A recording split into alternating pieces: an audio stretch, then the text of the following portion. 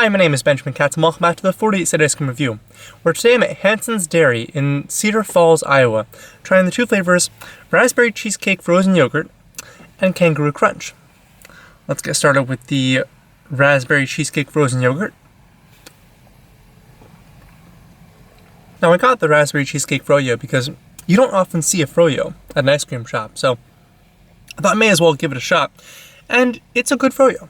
I think there's a reason why I prefer hard serve ice cream over frozen yogurt, and I think it really boils down to the fact that frozen yogurt doesn't have the same texture, right? No matter what you do to frozen yogurt, you can't get that smoothness. There's always that sort of enzymy, slimy, a little bit texture that comes through from the yogurt itself.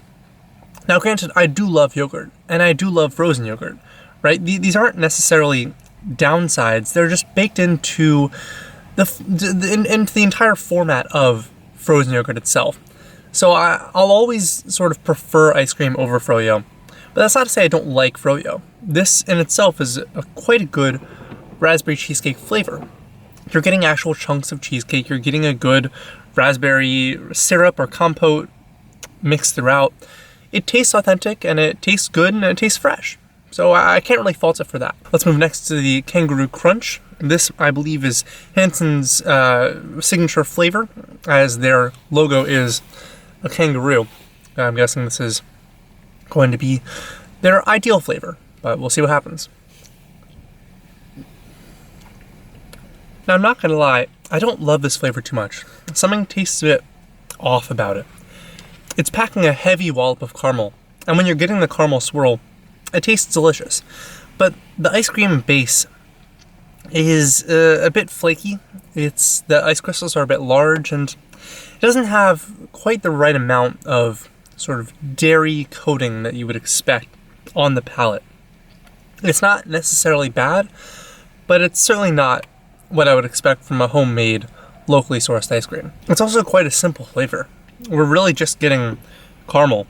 No mix-ins, no textural contrast. At this point, just call it a caramel ice cream and I think you'd be okay. But there was also another flavor called Caramel Cup, which I think had more caramel in it. I'm uncertain. Either way, I don't quite understand the purpose of this flavor. And it's not necessarily my favorite, but there are bites of it that are delicious. Alright, now let's try the two flavors together. I'm curious to see how the textural contrast between the FroYo and the ice cream will impact the overall experience. That is a really good flavor combo.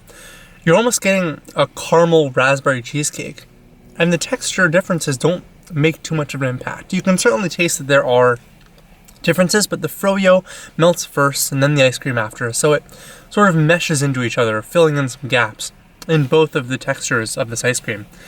I think this is a great way to combine these flavors and a great way to combine these two styles of frozen dessert. Now, I would like to talk about price and location, because I paid just under $4 for this two flavor with a 75-cent add-on for the FroYo. I think because it's a special flavor, they charge a bit more. Totally alright. I think that's a great price for one scoop, and two scoops was only $6. So if you're looking for one scoop of ice cream without the extra 75-cent upcharge, you can get it for $3 even, pretty much. And the location is great. This is at a gas station.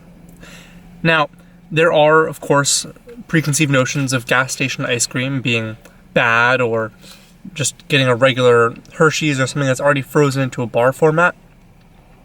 But a gas station really is a great sleeper place to have ice cream offered. It's kind of like in a coffee shop where people are coming there for a reason and you're getting a steady flow of regular customers. Why not give them the extra benefit of having some delicious homemade ice cream? Because it's at a gas station, it doesn't have to support the rent by itself. The gas is already doing that, so you can charge cheaper prices. Now, sure, you do have to hire more attendants to actually serve the ice cream to the customers.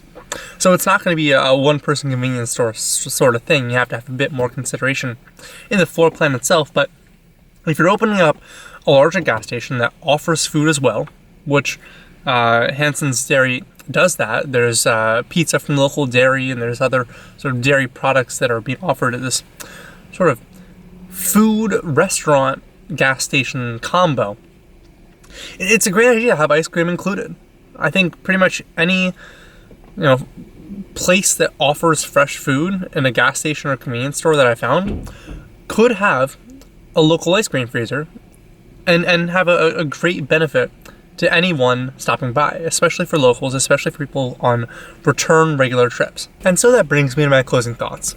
It's currently -8 degrees outside with a real feel of -27, and that just further proves my point that it is never too cold for a good scoop of ice cream. Sitting in my car enjoying this Hansen's Dairy scoop, I find joy in the process. They're located at a gas station, so every time you stop by for gas, you can stop by for ice cream. There's a place inside to eat it if you don't want to eat in the blistering cold. And you're right near a university campus and a fairly large Iowa city. Hansen's Dairy really has a good combination of factors working for it. And while the flavors themselves are somewhat simple, I wouldn't call them the best formulated flavors. The quality of the ice cream is good, and they are using local dairy, which is always a positive in my book. If I'm passing through Cedar Falls, I probably will stop by here again, because the ice cream was only $4 for a single scoop, and it seems very worth it for the amount and for the quality. If you like this video and want to see more like it, consider subscribing, or go to FineFiltersMarketing.com for more on the journey. Thank you.